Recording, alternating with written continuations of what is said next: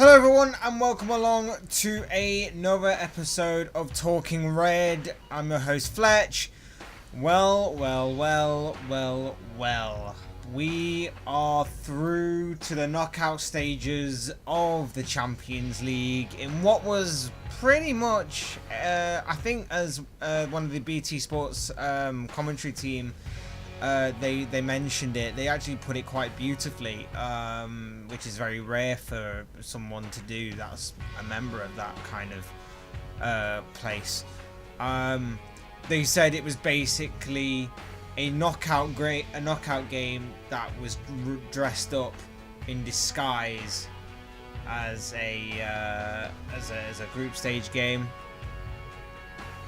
And that definition or description of the game was actually right, as it turned out. It was very rare that both teams were going to go through. It was very unlikely that was going to happen. You were requiring Red Star Belgrade to get a victory against PSG for that to happen, and of course, didn't happen. Which I think a lot of people expected not to happen anyway. But the fact of the matter is, doesn't matter what that result was. Liverpool knew they needed to go out and win, either by the one goal, the 1-0, which obviously happened, or by 2 clear goals. And Liverpool got the job done. Defensively strong, attacking wise could have been better. But, like I say, at the end of the day, Liverpool get the job done. Mohamed Salah, continuing his great week, scoring again. Absolutely incredible. A great goal again. Okay, the goalkeeper will be... there'll be a lot of questions being asked of the goalkeeper as to what was going through his mind during trying to save it. But at the same time, a great goal and a great piece of skill from Mohamed Salah, which we'll get into as well more and more. And obviously we'll get more into players' performances, the game itself, and the aftermath of this for Jurgen Klopp's side. So basically, yeah, this was just a make or break game. This was basically lose or draw, and you're pretty much out, depending on the other result for the draw, that is. But we kind of were going into this game anyway, expecting PSG to get a result against Red Star Belgrade. So it was really on the onus was on us to do our job, which we eventually did do. I wasn't surprised by it. I mean, I was a little bit surprised by team reaction. I didn't think we'd go with the midfield three, and I mentioned in my preview that if we went with that midfield three that we eventually went with, it wouldn't fill me with too much confidence. And I don't like. I said that it will work on sometimes, but the majority of times that midfield three will not work. And for whatever reason, it clicked. It clicked tonight. But more often than not, that midfield three is more of a miss than a hit. But going into that game, I looked at the team news, I looked at the midfield three, and I thought, I'm not filled with that much confidence.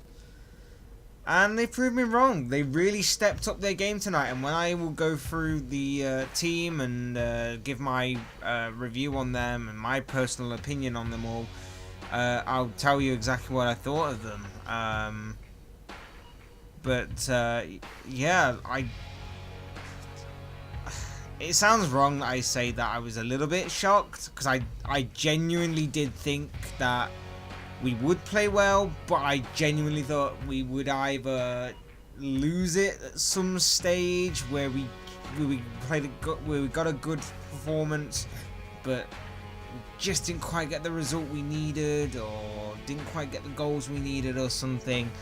But I'm so happy that we got through, and so glad that we'll be playing Champions League football in February, because it's around my birthday, so it'll probably be on my birthday week as well, so that's a good birthday thing to look forward to. And B, obviously, it's a great competition to be in. It's obviously the one competition that last season we were so close to winning and getting our 6th Champions League trophy, which obviously didn't come. But you know, we go again, and we'll just see where this journey takes us. I thought the game itself was really good. I thought we were great in both ends of the field. I thought attackively we created a lot of chances, not clinical enough, but you know, we didn't really need to be, as it turns out. But it was probably the one worrying point or one critique that I can probably give on this entire performance, was that we just weren't clinical enough, and we just did not kill the game off entirely. Sadio Mane is a real sort of he's the main guy for me that I point to and think he could have had 3, maybe 4 goals in that game. I think Wijnaldum could have had a hat-trick tonight. Salah had another couple of opportunities to extend his goal tally. You know, I think you can look across the pitch, a few others created a few chances for each other, and it was just like, if we'd have been more clinical enough, or that final ball had just been that little bit better, we could have properly killed the game off. I'll mention the pre-match comments from Dries Mertens and Carlo Ancelotti. I mentioned Ancelotti's comments in the preview video about how Liverpool will not be a tough game. Proved him wrong. I think we all knew that going in, though. I don't know what Ancelotti was trying to get out of them comments that he said. Seems a bit strange, to be honest, because we all know that Liverpool were going to be tough opposition. On their day, they can be the best team in the world. When they're not, they can be pretty poor, as Napoli found out in the first game. But I think he probably took that first game that we played against Napoli a little bit too far, and probably based his comments on that, possibly. I don't know, but either way, he's eating his words right now. And Dries Mertens as well came out before the game, and he basically said that the little crest, the symbol, the liver bird kind of thing, the "you'll never walk alone" thing, he never quite got why it was so special, why it was so big, and why it was so important. Well, now he knows. Now he knows why, and you know, he's going to be playing Europa League football in February, and we're going to be in Champions League. So I think next time both of them need to keep their mouths shut. The Virgil van Dijk challenge, look, everyone seems to have their opinion on it. I'll throw my opinion on it. I'm not saying it because I'm a Liverpool fan, but that challenge from Van Dijk was a great challenge. Yes, he does catch him on the follow through, but he does get the ball first. But you know, if he catches him on the follow through, you're basically banning tackling. We're gonna go into like a basketball situation where you can't tackle anyone. You got to just make interceptions. It's gonna be like Sabutio. Like, you cannot. Like, the way that the game has progressed, the speed of how the game has progressed, like, tackling like that, going to get the ball first and then getting the man second is just going to have to be something that we have to deal with. And to be fair, the referee was shocking all night. But, and we'll get onto that maybe a little bit later, but like I said, it's just a thing that's happened. The Van Dijk challenge, maybe another referee would have given a red card. Maybe another ref would have. Maybe VAR would have even been used in that situation, and Van Dijk would have been sent off. But for me, nah. Like I say, several years ago we were maybe more than several, but you know what I mean. Years and years ago we'd be applauding that kind of challenge, and Now it's got to a point where it's a great challenge initially, and then a couple of seconds later he's gone and got the man because he's followed through on it. And then we're going, oh no, that's terrible. How can you do that? You had no control over it, but how could you do that still? It's ridiculous. Absolutely ridiculous. And for those saying that, oh, Liverpool fans, you moan when it happens against Salah in the Champions League final, but you're applauding it when it's Van Dijk on someone. It's like, no, shut up. Van Dijk was clearly going for the ball. Ramos was not going for the ball at all. The ball had gone and Ramos was still holding Salah's arm and dragging him down and eventually put all his weight onto it. So your comments are irrelevant. And in a week where media has really hit a new low with the constant, or been under the microscope with racism and all things to do with that. Of course, this is nowhere. I'm not comparing this as like major scale. I'm not saying like, oh, Van Dijk's tackle is on the same level as this. But again, the media outcry is just so poor in general. But the constant media news outlets that I managed to scan over on social media and stuff that had the image of Van Dijk with his leg sort of, he slid for the ball, but they captured the image of him seemingly going for like a leg breaking challenge. Out of context, it looked like Van Dijk's going for a leg breaking challenge, and it's always constantly it's always like, was it a red card, or he's lucky to still be on the pitch, that kind of tagline. It's like, could you not be any more of a prick? Seriously. Like, the media in general is bad anyway, and the whole racism thing with Raheem Sterling and everything that's gone on with Raheem Sterling in the past, and not just Raheem Sterling as well, but other players as well, is so bad. But stuff like that as well really annoys me as well. It's not as on the same scale, like I said, but you know, just everything about it just annoys me like that. It was so bad the way that challenge was covered, because it was just the same image going around different news outlets going, oh my god, he's still on the pitch, how this wouldn't happen if this was this player or whatever. It was just it just annoyed me to an extent. But you know what, Van Dijk he got a yellow card for it. He'll miss the first leg of whoever we get in the next round, and that's all there is to say on that.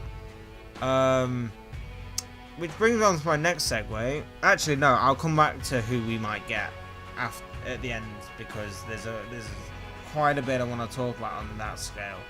But as far as team performances go, Alisson had very little to do until that amazing save right at the death. Now, we've Liverpool fans have sat back for years and we've casually watched over some Manchester United games, for example, and we've seen David De Gea pull off some unbelievable saves, and even Liverpool fans will admit that at that time David De Gea was the best Premier League, best goalkeeper, maybe in the world, definitely in the Premier League, maybe in the world. And he saved United so many points. And we always said, not just Liverpool fans on this, but there were many other fans that said that if it wasn't for David De Gea, United would not be nowhere near where they were at or are at that specific moment in time. They would be far lower. They would probably, they wouldn't be nowhere near where they were. But we've got kind of like a balance. When we see Alisson making great saves, we can go down the other end and we can score great goals. That's the kind of balance we have, and Alisson made an unbelievable save. And I go back to this point as well. it makes a quality goalkeeper that he basically had very little to do for 90 of like the 95 minutes or so that was played or whatever. And then in that one moment that he's called into action, he produced a great save. Granted, I think he should be making that save due to how close the ball is, but he still has to make it, because if you put another goalkeeper in that situation, maybe a certain Loris Karius, that probably deflects off his glove and goes in. That may get squeezed under or over him, kind of thing. You know, Alisson makes himself big, makes himself a massive target, and eventually gets the ball away. And it was like the one time throughout the entire game that Napoli managed to get behind our defence, and it was just great that Alisson was there, prepared to save the day, kind of thing. Trent Alexander-Arnold, I thought he played fairly well. His delivery from wide was pretty hit and miss, but the one thing I was impressed with was the fact that he kept Lorenzo Insigne out of the game for, I think, the entirety of it. I don't even think Insigne properly got into the game, and this was obviously a massive change from what happened a couple of months ago when Napoli played us at their ground. Insigne was instrumental. He obviously got the goal that beat us that night. But yeah, a massive turnaround from that game for Trent, and I'm really happy for him. Unfortunately, though, he did pick up an injury. Hopefully, it's nothing too serious. It's especially with our defensive problems right now. Anyway, hopefully, it's nothing too serious for Trent. He's in the form. He's in great form right now, and it's just a bit of a hit for him. But hopefully, it's just. It's only a minor thing. Hopefully it's not anything too serious. So I thought Trent played very, very well. Van Dijk, Colossus, leader, and like I said, definitely not a red card. It's basically the same for Van Dijk every week. Every week it's just the same. He's just a massive colossus in that back four. He's a proper leader. I love the guy. Reds fans love the guy.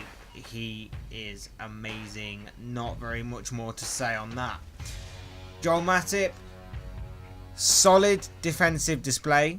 I said last week, I think, that I wasn't too confident with having him replacing Gomez, but you know what? He played pretty well in the game against Bournemouth. He played very well in the Napoli game. Didn't really put a foot wrong, so it's very unfortunate that just as he's playing well, just as he's getting his chance, because Gomez has been so great for us this season, just as he's getting his chance to shine, he now gets injured as well. He's out for a good few weeks, and suddenly our defense looks a little bit stretched. Obviously, I will be doing a Man United preview, so stay tuned for that one. Look out for that one, in which I'll probably be talking about the way our defense is being stretched, because now we're gonna have to play Lovren, which I'm not against, obviously. I still think Lovren is pretty great, and I think alongside Van Dijk, he looks better than what he probably actually is. But at the same time, it's a case of if Lovren gets injured, we're screwed. We're kind of screwed, because then we're going to have to look to either youth players or putting probably James Milner in there again. But even he is possibly injured. It's getting towards that time where our squad is looking a little bit stretched in certain positions, and defence is definitely one of them. But like I said, I'll focus more on that in previewing the United game. But yeah, Matip, solid display, loved it. Robertson, great performance. He, like Trent, kept his player out of the game in Jose Callahan. created a few decent opportunities, mainly the one in the opening few minutes where he played a lovely ball into Salah, but Salah's first touch let him down. Gini Wijnaldum in the midfield played more advanced than the others, and he, like I said, he probably could or should have scored a good 1, 2, or maybe even 3 goals. It was a decent display from Wijnaldum, but in front of goal it wasn't that great. Jordan Henderson, love him or hate him, you cannot deny that tonight or against Napoli he stood up when it mattered most. It wasn't an amazing performance, it was simple, but I think in this game simple worked because he didn't need to do anything expressive. He just needed to play it cool, play it calm. It was a good captain's performance from Henderson. You cannot deny that. He played very well, and like I said, when he mattered most, he stood up in that midfield and he took control of that midfield. And him alongside Milner and Wijnaldum, they all helped take control, and it was great to see that this midfield can get along, can work together. So I think even Henderson haters out there, you have to admit Henderson did do well against Napoli, and if you still say he didn't, then I think you just hate him for the sake of hating him, because he did honestly play very well. James Milner, engine-like performance as per usual. Very good performance. Just the unfortunate thing that he came off injured late on. Apparently there are rumours going around that it's just like a cramp kind of injury, so it might not be too threatening. Fingers crossed it isn't, because it does look like that with the Trent Alexander-Arnold injury that he may be needed on Sunday to play at right back. So fingers crossed on that score. But yeah, very good performance from Milner tonight. Wednesday night, whatever. I keep saying tonight because I'm just really tired right now. Mohamed Salah, superb goal, constant threat all game. He's got his sharpness back. I'm just loving the guy right now. He's really coming into form, and you know, with the big game on Sunday against United, he's coming into form at just the right time. So fingers crossed he can keep this form going over onto Sunday. Bobby Firmino, fairly quiet game by his standard, but I think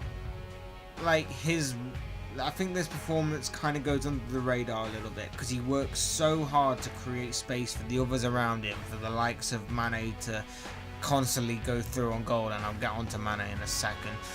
The likes of Salah to get space, the likes of Wijnaldum to go forward. He works so hard to create that space for others, and probably his performance may go a little bit underappreciated, but I thought he did very well tonight. Sadio Mane, like I said, he should have had 3, maybe 4 goals, especially the one right at the end. Right, I mean, even if he scores, it doesn't mean that Liverpool would go through, because obviously would definitely go through, because obviously 1 goal for Napoli and that would have all changed. But even so, 2-0 would have been great. But he missed so many chances. There's one with the cutback. I think it was Salah cuts it back to Mane, and somehow he misses from close range. I don't know how. And then there was the one I just mentioned where right at the end he's through one-on-one with the goalkeeper. You just think, stand up the goalkeeper and just slide the ball past him, and he drags it wide. And it's like, oh, dude. Fingers crossed that he gets his goal on Sunday, but yeah, a bad day in front of goal for Sadio Mane. The subs didn't really have much of an impact, just came on, did what they needed to do to get the victory, to see out the game, so I thought they were all pretty good standard. And yeah, they saw out the game for us. We win 1-0, we go through. It doesn't mean we top the group. PSG top the group, we come second, Napoli drop into Europa League. We come second, which means that when the draw is made for the next round of the group stages, we have next round of the Champions League, and then I say group stages again, whatever, you know what I mean. It means we have to face a team that topped their group.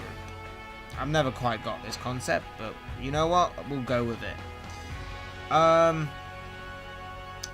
the teams that we can face having topped their group are Juventus, Real Madrid, Borussia Dortmund, Barcelona, Bayern Munich, and Porto. Seeing as though we can't face PSG again because they were in our group, and Manchester City topped their group.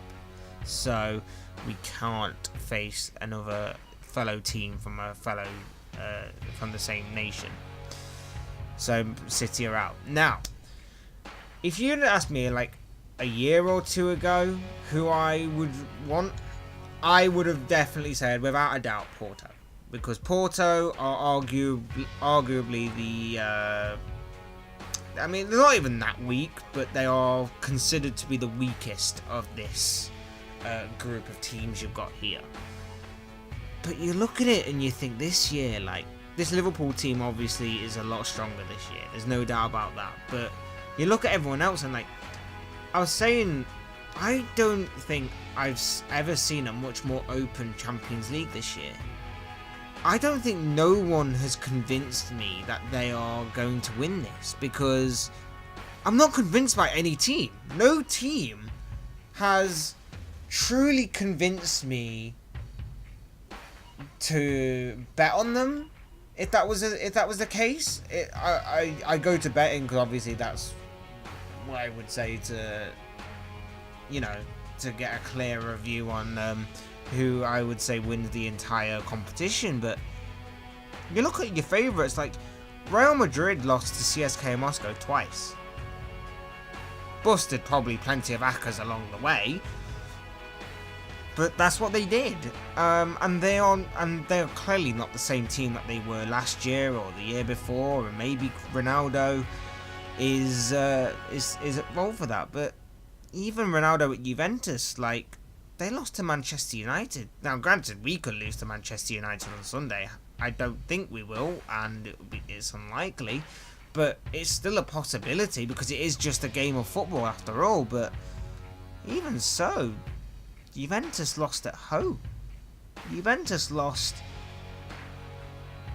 2-1. They were 1-0 up till the 86th, 87th minute, and they lost 2-1. 2 late goals, even with Ronaldo. I think Dortmund have been great. Dortmund could be again dark horses this year. They're pretty much running away with the Bundesliga right now because Bayern Munich are playing poor, and Bayern Munich, like I say, brings me on to Bayern Munich. They're playing poor right now. They're not as threatening as what they once were. Maybe it's a bit of an aging squad they've got going on there. Maybe it's taking some time to transition to a younger, fresher squad. And Barcelona probably have one of the best attacks. Coutinho, Messi, Suarez, even Dembele, even though Dembele's problems at Barcelona have been well documented. But defensively, they are vulnerable. They are vulnerable defensively. And Porto, like I say, Porto don't probably have the quality on paper that the other teams possess. They are still strong, but they probably don't have the star names that, like, you know, you think of Barcelona, got Messi, of course. Juventus, like I mentioned, got Ronaldo. You know, Real Madrid are building some stars again and youngsters. They've also got the Ballon d'Or winner Luka Modric in their ranks, Bale, that kind of thing. Dortmund, they've got young Jadon Sancho. They've got a good young squad building up. Jadon Sancho, like I mentioned. They've got Marco Reus as well. Porto don't really have a lot of star quality on paper, but they're still a good squad. But like I said, like currently, I'm looking at this lineup of potential teams and I'm thinking, we can beat Juventus. We can beat Real Madrid. We can beat Dortmund. We can beat Barcelona. And of course, these are all mouth-watering ties.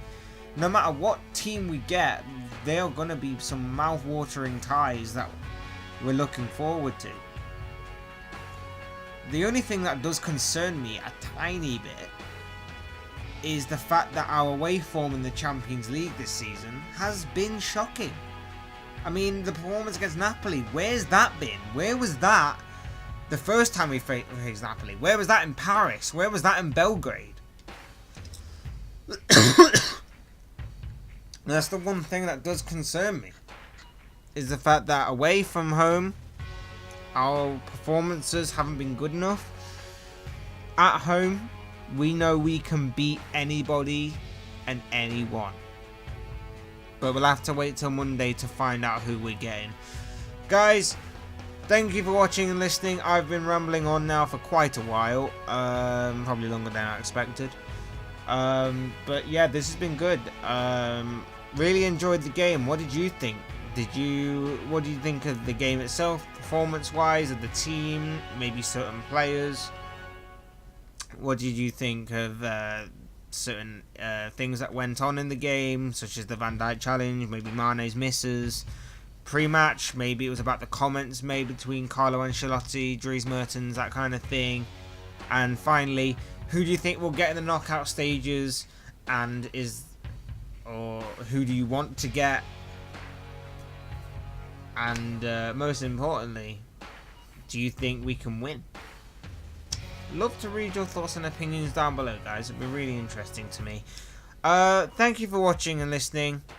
Hit that like button on the way out if you enjoyed the video. Subscribe if you're new. Subscribe if you want to see more content like this. And like I said, thank you for watching. Thank you for listening. I've been Fletch. This has been another Talking Red video. I'll be back again soon. I'll be doing a Premier League preview of the weekend's games, and I'll also be doing the Man United preview for Liverpool. So keep your eyes, ears open for that. Alright guys, I'll see and speak with you all again soon in another video.